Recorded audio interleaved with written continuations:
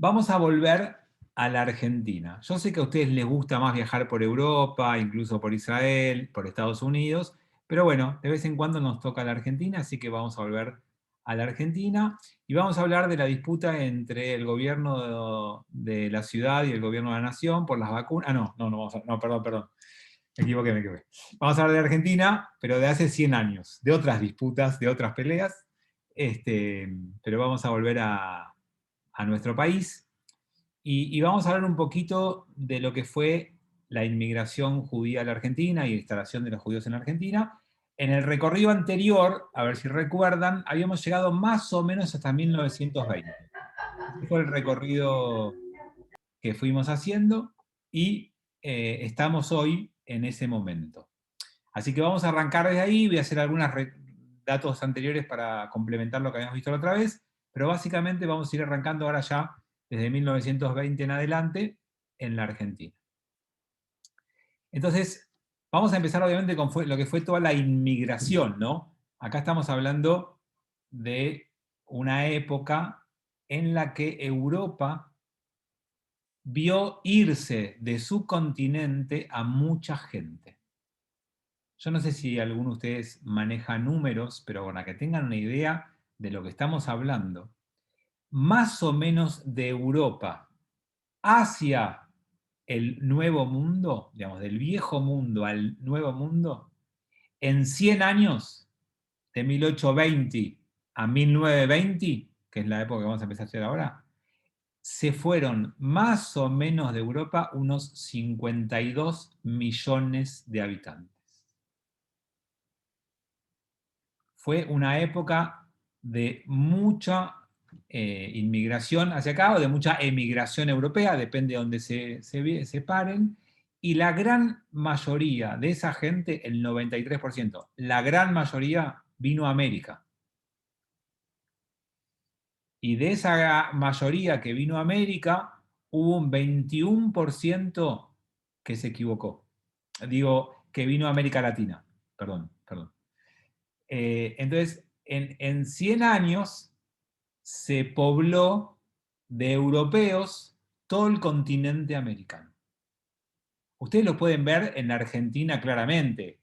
Las comunidades gallegas o españolas, las comunidades italianas, son muy numerosas, mucho más que la judía, y si viajan por el resto de América Latina, todavía no se puede viajar, pero en algún momento se va a poder viajar, o en Estados Unidos van a ver que hay fuertes comunidades de origen europeo que ya están establecidas en los países que estamos hablando de varias generaciones. Lo que sí podríamos decir como gran dibujo es que Europa del Norte eligió América del Norte, Europa del Sur terminó en América del Sur o América Latina. ¿Está bien? Unos eligieron y otros terminaron, fue medio para ahí que pase de largo, pero obviamente que no es lo mismo una situación que la otra hoy, con el diario el día después. Entonces, de alguna forma, la Argentina recibió muchos inmigrantes de una tierra europea. Más o menos de todo lo que dijimos, el 11% llegó a la Argentina. No, estamos hablando de muchos números, pero les quiero decir algo medio fuerte ya de entrada, porque yo les dije la semana pasada y la anterior, no sé si se acuerdan, cuando vimos Europa, yo les dije, Europa era antisemita y es antisemita. Y el antisemitismo europeo no empezó con la Shoah y no terminó con la Shoah. Y yo les conté que en Europa si nos perseguían por capitalistas y nos perseguían por comunistas, nos perseguían por clase alta, nos perseguían por schlepper y clase baja, ¿no? Digamos, todo era posible de acusarnos y de perseguirnos. Entonces debo decirles que Europa trajo en parte con su cantidad inmensa de inmigrantes algunos de esos prejuicios. Por supuesto que vamos a ver que el antisemitismo en América en general y en la Argentina en particular no tiene de ninguna manera la dimensión europea. Pero sí sabemos, y desde ese momento que estamos hablando hasta el día de hoy, que hay prejuicio antisemita en nuestro país. No se puede generalizar, no se puede decir que sea de lo más violento, ni se puede poner que los últimos dos atentados representan todo el hilo de los 100 años de la vida judía en Argentina. No es la situación. Pero sí hay eh, actos, prejuicios y cosas que vamos a ir viendo en los casos más grandes. Por supuesto que no vamos a hablar del antisemitismo micro, que es el que más abunda, pero vamos a ir viendo a lo largo de la historia los más grandes, ¿no? Lo que sí tenemos que saber es que la gran mayoría de la inmigración europea, por ende, la gran mayoría de la inmigración judía que llegó a la Argentina, y esto se va a replicar a todos, vinieron desde una pobreza en búsqueda de un lugar superador. La mayoría llegó dejando atrás países en crisis económicas o poblaciones que la estaban pasando mal.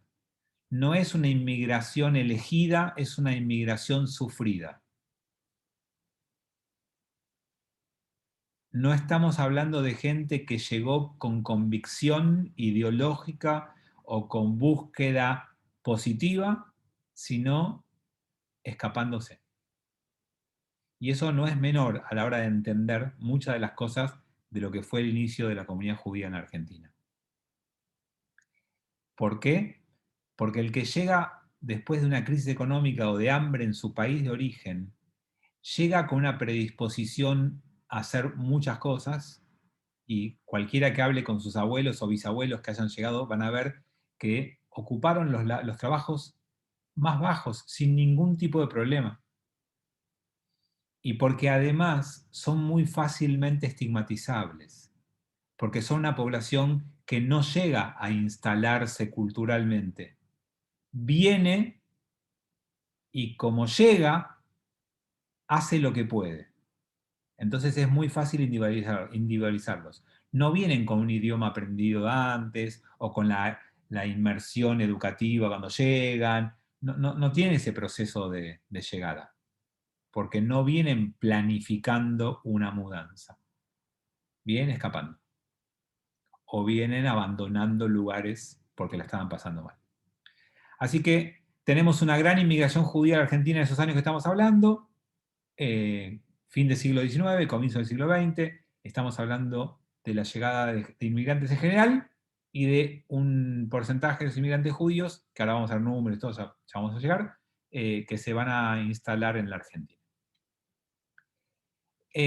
La mayoría de los inmigrantes que llegan se van a establecer, obviedad, pero lo digo, en la ciudad de Buenos Aires y obviamente en los alrededores. Nosotros hoy tenemos una comunidad judía que debe tener más o menos un 5% de la población judía, entre un 5 y un 10, en el interior. O sea, el 90 o 95% de la comunidad judía está en Buenos Aires. Y si bien ustedes ya saben, porque lo vimos hace una semana, no, ya el año pasado, y lo vamos a volver a ver, parte llegó a Entre Ríos, parte llegó a Santa Fe, ustedes van a decir, sí, pero fue temporario. El destino final después en la mayoría de los judíos fue que iban a Entre Ríos o iban a Santa Fe para después mudarse. Es siempre minoritaria la parte de judíos que se quedó en el interior o que vino especialmente para habitar el interior. ¿Por qué? Porque la mayoría venía de ciudades europeas también. Y porque ninguno venía con aptitud para trabajar en el campo, ni con historia de trabajo en el campo. Los judíos nunca nos dejaron tener tierra, nunca tuvimos trabajo en el campo en Europa, entonces veníamos con una cultura de muchos siglos donde no era nuestro lugar el campo. Sí había muchos judíos de Shtetl, pero el judío de Shtetl era un judío que vivía en Shtetl porque quería vivir entre judíos, porque armaban el club de campo de Akobaj, armaban el lugar de vida de judíos aislados. Pero acá querían básicamente entrar a las ciudades. Bueno, por supuesto, como les dije antes, tuvieron que insertarse en un lugar donde ya había fuertes minorías catalanas, italianas o españolas en general. Había alemanes también en la Argentina, no solamente los alemanes judíos, y todos ellos con prolongadas crisis económicas en sus lugares de origen. ¿Sí? Y ni que hablar los que llegaron escapándose de la Primera Guerra Mundial o post Primera Guerra Mundial. Venían de la destrucción y del hambre y de la muerte y llegaban a América. Y eso conformó gran parte de la inmigración judía a la Argentina. Pero también llegaron con ideologías que no había por estas tierras. Y la principal ideología que trajeron de Europa era la socialista. La gran mayoría de inmigrantes judíos que llegó en esa época llegó imbuidos de ideologías de izquierda. Muchas revolucionarias, algunos incluso anarquistas. Entonces Argentina recibió a una comunidad judía en medio de muchas otras comunidades y tuvo como desafío la Argentina como país ser un gran crisol de nacionalidades.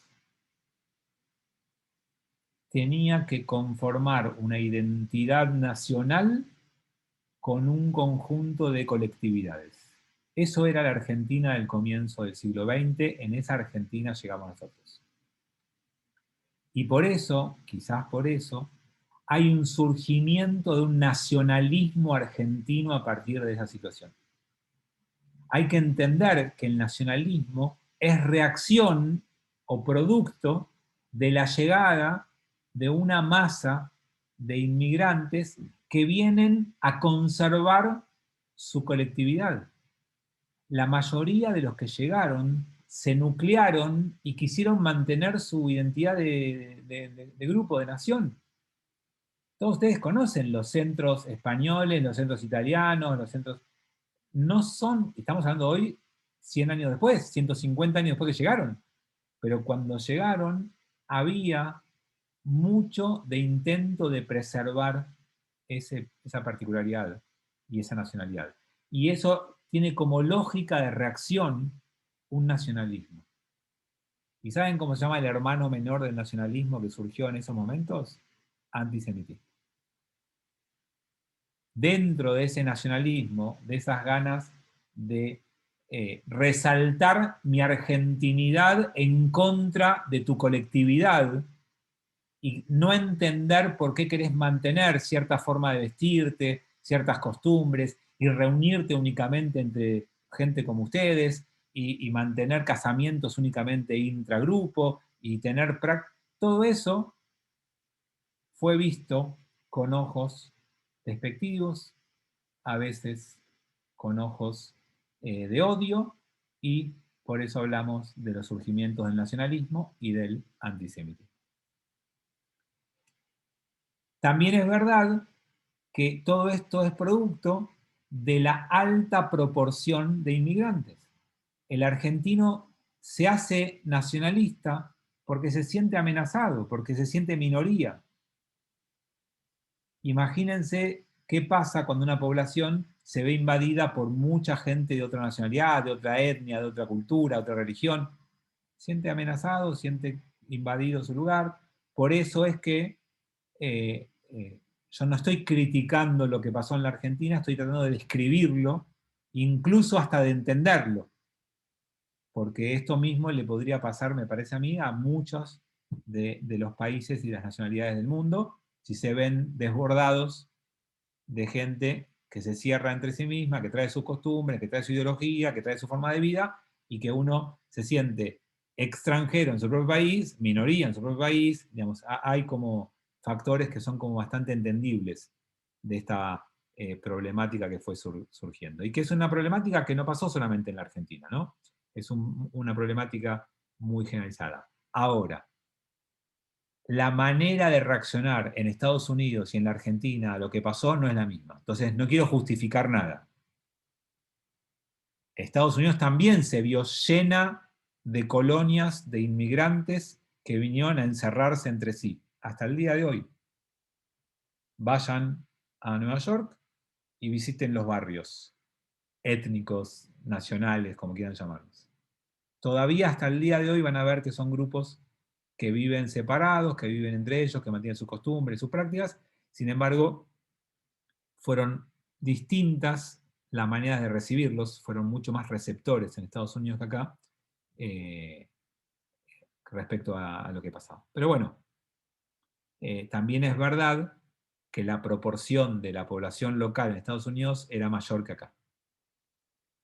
Proporción hablo, ¿sí? No de cantidades, sino la proporción de americanos cuando llegaban los inmigrantes fue mayor que la de acá. Tal vez esa es una explicación de por qué la diferencia. Bueno, entonces le decía que así como llegaron judíos, llegaron catalanes, italianos y alemanes y españoles en general, y la mayoría se transformó en la base de la clase obrera de la Argentina. Los inmigrantes en su gran mayoría, hablo del siglo XX, porque los del siglo XIX fueron más a las colonias, ¿se acuerdan que estudiamos el año pasado? El que llegaba más de Europa en esta época, ya no el de 1880 a 1890, ¿se acuerdan que habíamos estudiado eso? No es que ninguno fue a las colonias, pero ya hay una gran masa de judíos y de otras nacionalidades que llegan y se transforman en la base de la clase obrera argentina. Y muchos traían de Europa la idea del sindicato. Nosotros estamos acostumbrados acá a decir que el inventor de los sindicatos fue Perón, pero no es así. La idea sindical es traída a la Argentina en la década del 10 y del 20 por los inmigrantes europeos. Ahí llegan las experiencias europeas del sindicato y como la mayoría o muchos de los inmigrantes en general, no judíos en general, fueron la masa obrera, eso trajo la idea sindical y política que cada uno había adquirido en su país de origen. Y entonces tenemos un movimiento obrero argentino ya de comienzo del siglo XX, incluso de final del siglo XIX, pero estamos estudiando el comienzo del siglo XX, que ya tenía desarrollada esta red de sindicatos y de clase obrera. Bueno, vamos a hablar un poquito, entonces, bueno, ya se los dije, un poco la zona de la cual llegaron los judíos, perdón, los inmigrantes en general del sur, los judíos en general de Europa Oriental. La mayoría de los judíos llegó obviamente de Europa Oriental, eso ya lo saben. En la tanda que estamos hablando ahora, muchos rusos y después también polacos y algunos alemanes. Hablo de la comunidad judía ahora, ¿sí? Y eso, bueno, cambió la fisonomía de la comunidad judía local. La cantidad de judíos que llegó fue muy importante, ya le dije, en ratito vamos a ver un poquito de números, pero eso cambió completamente esa filosofía, esa fisonomía de la comunidad judía, que ahora vamos a ver cómo quedó conformada, ¿no? Esta cantidad de inmigrantes que trajo judíos, trajo dirigentes gremiales y sindicalistas. Y eso hizo que la comunidad judía tuviera un rol muy protagonista en cargos directivos, tanto del Partido Socialista como de los sindicatos y los movimientos obreros. Quiero decirles que ya en los primeros años del 1900 tenemos un diputado de origen judío, diputado del Partido Socialista, llamado Enrique Dickmann. No sé si alguno lo escuchó alguna vez nombrar o demás, pero fue diputado judío del Partido Socialista y después, más adelante, incluso tuvo un hermano, que me parece que el nombre era Adolfo, ya no estoy tan seguro, pero creo que era Adolfo Dickmann, que fue el segundo diputado del Partido Socialista que se sumó a nuestra Cámara Baja, ¿vieron cómo le llaman acá a la Cámara de Diputados? Así que tenemos ahí no solamente ideología socialista y sindicalista, sino además dirigentes muy involucrados. Vamos a ver los chats y les digo un poquito cómo estaba compuesta la comunidad judía de acá. Aníbal dice que había árabes. Bueno, tengamos cuidado en no mezclar árabes y musulmanes.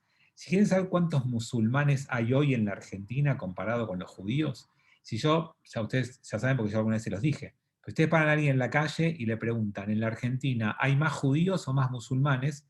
Les puedo asegurar que la mayoría de gente les va a decir que hay más judíos que musulmanes.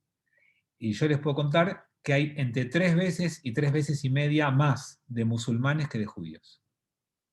Esos son los números hoy de la Argentina. Así que sí, la presencia musulmana en la Argentina es bastante mayor que la judía. Este nacionalismo no expresó contra otros grupos europeos. Sí, sí hubo, el argentino nacionalista de derecha tuvo expresiones, sobre todo los que estaban esperando una inmigración del norte de Europa. Lo que pasa es que no pasó a mayores porque las poblaciones eran bastante más numerosas y mejor organizadas que las nuestras. Nosotros nos parece que la comunidad judía siempre es muy importante, pero vayan a principios del siglo XX y piensen en la comunidad italiana o la comunidad española, era mucho más poderosa, mucho más numerosa que la judía. Entonces, obviamente, tenían menos chances de agarrársela con ellos. Bueno, acá dicen bueno, que había muchos europeos y muchos italianos y españoles y no los atacaron. No influyen, Estados Unidos son mayoría protestante. Eso sería entrar ya a pensar cuál fue la influencia de la Iglesia Católica en ese antisemitismo, que por ahora no me quiero meter en eso, lo dejo como interrogante, puede ser que haya habido algo de eso. Su hijo fue presidente de la Corte Suprema de Perón. Ah, mira, el hijo del diputado, no sabía. Bueno, veo que era una familia bastante... El hijo de Dickmann, Sí. Enrique Dickmann también se llamaba, fue el presidente de la Corte Suprema de Perón, era familiar de los Gershunov, era familiar de los Jaroslaski también, eran todos parientes. Bueno. Era una familia socialista muy fuerte. Bien, gracias Aníbal por el dato. Acá Tomás dice que la distribución geográfica es distinta, por supuesto. La comunidad musulmana, creo que el más número está en Flores o por ahí, muy verde, pero después hay muchos en el interior, que también eso es distinto y por eso parecerían menos, pero no solamente por eso. Creo que el judío tiene una presencia mediática y está más involucrado en el país. Creo que hay algo más que la distribución geográfica de ellos. ¿No es razonable la defensa de los locales a la inmigración masiva? ¿La agresión fue solo a los judíos, antisemitismo, o también a otras nacionalidades? El nacionalista argentino medio no era demasiado intelectual ni demasiado sofisticado. Y como les dije antes, dentro de las inmigraciones, la judía era de las más débiles comparada con las otras. Y no quiero todavía hilar tan fino porque quiero que nos concentremos en la situación de los judíos. Nosotros como judíos tenemos que saber que llegamos a un país que tenía un componente importante de inmigrantes europeos y una minoría argentina que se vio desbordada de colectividades y comunidades que vino a instalarse. Esa combinación a nosotros nos salió bastante mal. Bueno, esta nueva configuración judía argentina quedó así, más o menos 1910, 1920, ¿sí? Más o menos estamos en esa época. 80% de esa población judía ashkenazí. La gran mayoría de ellos de Europa Oriental, especialmente Rusia. Y luego de la Primera Guerra Mundial, después de la Primera Guerra Mundial, van a empezar a llegar muchos polacos. Pero en la primer tanda de inmigrantes predominó el de origen ruso. Y esa es la razón y explicación por qué al judío se le dice ruso en la Argentina. No hay mucha más ciencia que eso. La primera gran tanda de inmigrantes judíos que llegó de Europa llegaron de Rusia. Y después de la Primera Guerra Mundial se sumaron muchos polacos, rumanos y lituanos como el grupo principal, ¿sí? Muy poquitos, pero significativos en su nivel cultural o económico, eran los de Europa Central, especialmente de Alemania, de Austria y de Hungría, ¿sí? O el Imperio Austrohúngaro y Alemania. Y el resto, más o menos, un 10%, un poquito más, eran sefaradíes. Así se componía la colectividad judía. Como les dije antes, muchos obreros, artesanos, había pequeños comerciantes. Cuando uno dice pequeño comerciante, no es que tenía un negocio en el 11 ya, mucho pequeño comerciante era cuentenic, era vendedor ambulante, era vendedor de alguna forma de intermediario, de corretaje y ese tipo de cosas, como caracterizó a los judíos durante mucho tiempo. Y lo que sí es verdad que la comunidad judía se organizó rápidamente. Y se organizó no en un gran grupo, sino que por lugar de origen y por ideología. Entonces, hay una comunidad judía organizada, pero dividida. Tenemos por un lado una organización bundista. ¿Se acuerdan los del Bund que habíamos hablado el año pasado? Los bundistas eran socialistas antisionistas. Ahí tenemos un grupo que se nucleó y que hasta el día de hoy tienen instituciones que los nuclean y los representan y siguen estando y existiendo hoy, 100 años después de lo que estamos hablando. Pero ese fue un grupo bastante fuerte. Después subsistieron los que se asociaron con socialistas sionistas y otros grupos de otro grupo que no sé si quiero extenderme tanto en cuáles. Lo que quiero que entiendan es que los grupos eran organizados alrededor de una ideología política y o de un país de origen. Y esta organización les hizo tener una vida cultural muy importante. Las primeras cosas que hacían era sacar un periódico y en algunos casos abrir un teatro o tener una fuerte vida comunitaria. Entonces ahí tenemos los periódicos que se publican incluso hasta en Yiddish, que esto algunos de ustedes deben saber más que yo, ¿no? El Yiddish Zeitung, no sé cómo se pronuncia porque yo no sé Yiddish, o Die Presse, que es más fácil de pronunciar, que son los más conocidos, los que tal vez ustedes conozcan un poco más, pero muestra el nivel de autonomía cultural que buscó la comunidad judía, ¿no? Es muy fuerte llegar a un país, instalarte, agruparte y sacar un periódico en tu lengua materna o en tu lengua del país donde venís. Imagínense el argentino medio viendo la publicación de periódicos en Yiddish en este lugar, ¿no? Bueno, hubo un intento de juntarnos a todos a través de la Unión General de Trabajadores Judíos, no sé si alguien escuchó hablar alguna vez, pero fue una organización proletaria judía que intentó reunir a todos independientemente de su ideología. No funcionó mucho. Al poco tiempo se terminó desintegrando porque nunca logró unir y juntar a todos los grupos que había en ese momento. Bueno, el grupo judío obrero, en sus diferentes vertientes, tenía dos opciones. O iba diluyendo su carácter judío y se iba integrando al obrero argentino, o iba acentuando su particularidad de obrero judío y desde ahí peleaba por encontrar legitimidad desde su representatividad particular judía. ¿Saben qué camino eligió? Sí, el segundo.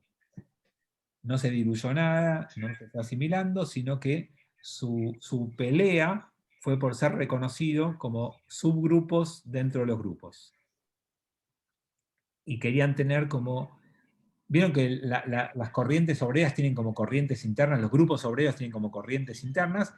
El grupo judío siempre quiso ser un grupo como si fuera una corriente interna del sindicato o del grupo obrero al cual pertenecían, o al grupo socialista lo mismo, cosa que nos trajo parte de dificultad de ser reconocido y aceptado e integrado rápidamente, porque se veía del lado del mundo judío que no había intención de perder particularidad y de asimilarse. No digo que haya que haberlo hecho, digo que no pasó.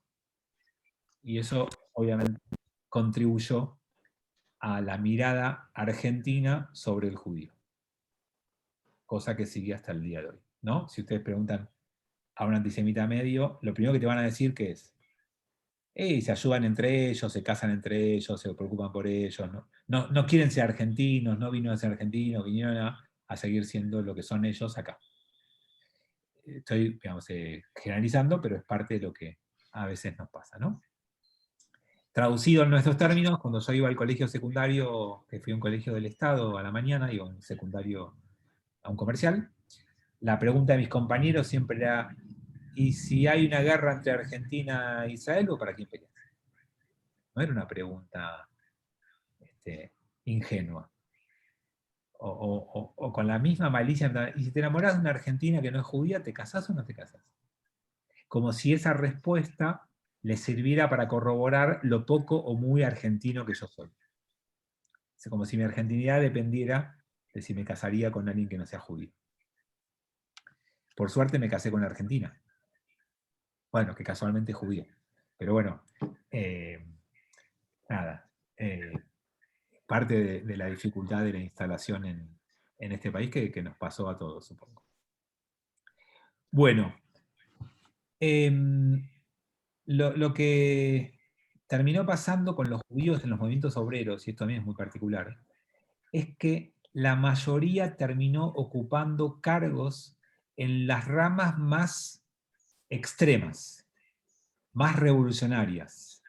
Los movimientos obreros judíos solían estar del lado de las militancias más extremas. Y también tiene una explicación y tiene un porqué, ¿no? El judío que venía de muchos años y generaciones de Europa, de haberla pasado mal, siempre quería un cambio de la realidad. Y el judío solía ser revolucionario más extremo porque el statu quo nunca le venía bien, porque nunca había estado bien en el statu quo. Entonces hay una tradición judía de querer cambios radicales de lo que esté en el poder. Y entonces acá, cuando llegaron, obviamente la mayoría de los dirigentes se encolumnaron en esas posturas. Entonces todo eso fomentó el estereotipo argentino. O sea, el judío era visto como revolucionario, como alguien que cuestiona, que alguien que desafía, como alguien que no se alinea, como alguien que no acata, que no acepta. Hay un estereotipo en todo eso que se vio muy fuerte. Bueno, otro de los grupos, así como eso de Ramón el Falcón, ya lo vamos a ver, no se preocupen. Uno de los interesantes procesos que pasó fue como así estaba el boom, por un lado, que yo les dije antes, que eran socialistas antisionistas, lo tengo que pensar antes de decirlo, eran socialistas antisionistas. Por otro lado estaban los Poalei Zion, que eran socialistas pero sionistas. Y esos socialistas se encolumnaron tras un líder socialista de aquel momento llamado Juan B. Justo. Esto para que cuando vayan por la calle Juan B. Justo piensen en esto. ¿No? Entonces, Juan B. Justo, que después se compró la calle, que era uno de los, por supuesto, de los dirigentes socialistas más destacados de aquel momento y de mucho nombre, planteó de puertas para adentro que los judíos que estaban en ese movimiento tenían que asimilarse. La asimilación era el único camino para terminar con el problema judío. Y él trató de, puertas para adentro del socialismo, de llevar a los judíos por ese camino.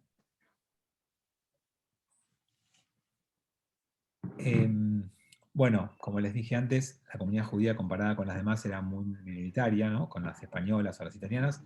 Era una comunidad judía menor, pero aparte, la comunidad judía perdón, la comunidad española de inmigrantes o la comunidad italiana de inmigrantes era mucho más homogénea. Ponele que alguno decía, bueno, nosotros somos de Galicia y otros, pero era bastante más homogénea. La comunidad judía no solo que era minoritaria, sino que era totalmente distinto si eras ruso, si eras alemán, si eras polaco. Hasta el día de hoy, un judío alemán yeque no se siente del mismo pueblo que un judío polaco. Ni que hablar de un judío sefaradí.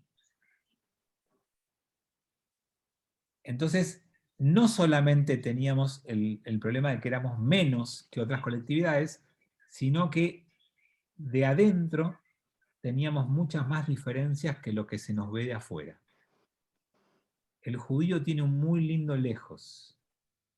De lejos parecemos todos amigos, todos juntos, todos unidos, todos nos ayudamos entre todos, y de adentro sabemos nosotros que no es así. Bueno, tampoco fue así obviamente con la llegada y con las divisiones, como siempre, como les dije, entre el ruso y el turco, la más marcada, ¿sí? El judío ashkenazí se lo englobó en ruso porque era el más común, y el judío sefaradí, como la mayoría del Imperio Otomano eran los que llegaban, se lo conoció como turco. Entonces, hasta el día de hoy se mantienen las etiquetas, que no son verdades, son etiquetas producto de los países de origen en el comienzo. Esperen que yo tengo un par de chats y después seguimos.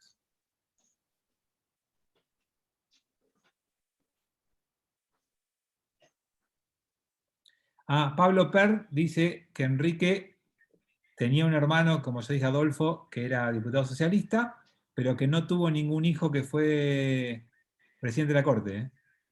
Enrique Digman tuvo 2 hijos, un varón Emilio, ingeniero destacado, pero no fue presidente de la Corte Suprema. La verdad que no lo sé. Aníbal, Pablo. Hubo un Dickmann que fue presidente de la Corte Suprema de Justicia de Perón, que en el 56 tuvo que rajarse, y en la casa de Dickmann, que la hermana Alicia recibía a los antiperonistas y los escondía, después empezó a esconder a los peronistas que los perseguía la Revolución Libertadora. Bueno, después hay que checarlo. Eso lo sé de fuente directa. Bien, pero por no, ahí, después voy a ver el tema de los nombres bien, puede ser que no sea hijo pero era Dickmann seguro. Bien, pero puede ser que no sea el hijo por ahí no era hijo, pero era Dickmann y era socialista y era presidente de la Corte Suprema. Bueno, eso después se puede llegar a chequear. Tenemos un amigo que se llama Google que tiene todas las respuestas. Y Tomás dio con la tecla de lo que vamos a ver la semana que viene.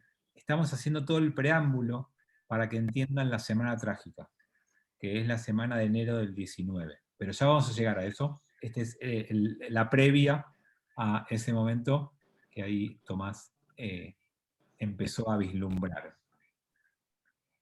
Bueno, como les dije al principio, pero por las dudas, el judío que llegó en 1900, no, 1910, 1915, mantuvo una vestimenta, una costumbre, una tradición, una religión, y todo eso los hizo muy visibles a la población local.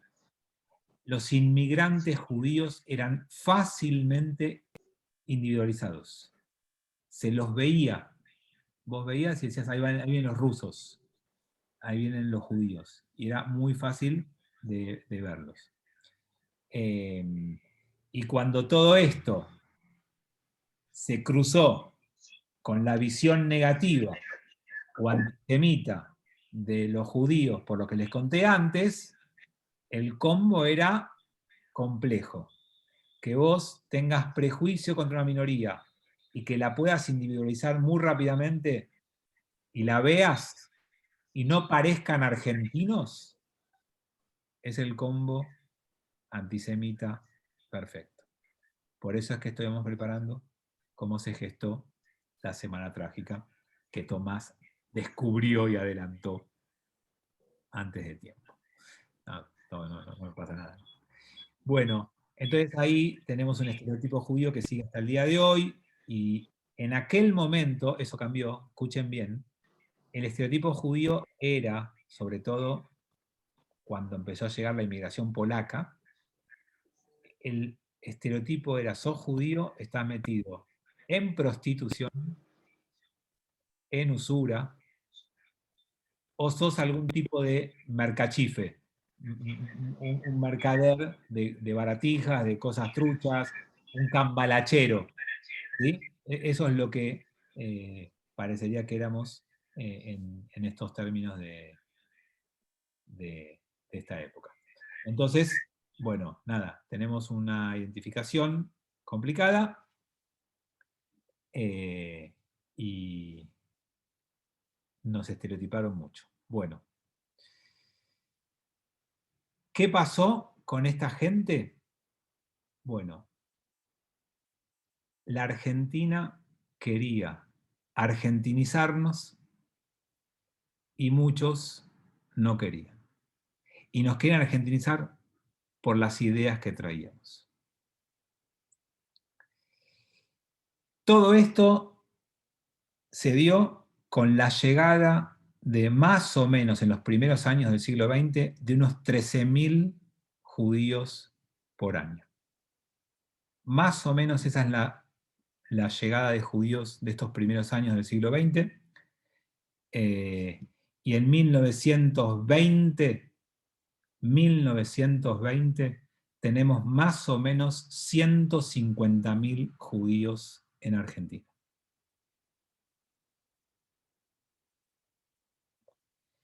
Esa es la cantidad de judíos que se establecieron en la Argentina. Bueno, tenemos todo listo para que la semana que viene arranquemos con la Semana Trágica y el pogrom más importante que hubo en esta tierra, el primer pogrom más importante del siglo XX en Argentina. No es el primer antisemita, pero es el más importante. Así que a eso nos vamos a dedicar la semana que viene, cuando arranquemos nuestro próximo encuentro. Sí, algo vimos la semana pasada, pero el año pasado, pero con mucho menos detalle que lo que estamos viendo ahora. Y Tomás pregunta, ¿no había judíos antes? Sí, por supuesto. Eso lo vimos el año pasado más en detalle, sí. 1860 es más o menos el comienzo de la vida, 1862, el comienzo de la vida judía organizada, pero hay judíos en estas tierras desde la llegada de Colón. Hay comunidad judía en Brasil y en Estados Unidos desde el siglo XVII, y hay como presencia de judíos suelta.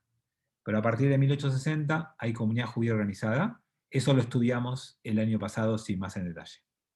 Ahora arrancaremos de esta época. Bueno, les agradezco a todos. Gracias por la atención. Nos vemos en un rato en Torá, o nos vemos el viernes en Shabbat, o el sábado.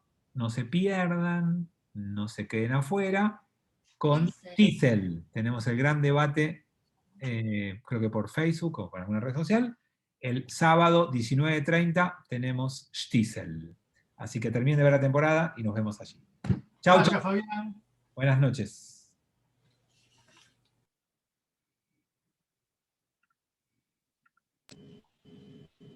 Chau, chau a todos. Chau, Chau, chau.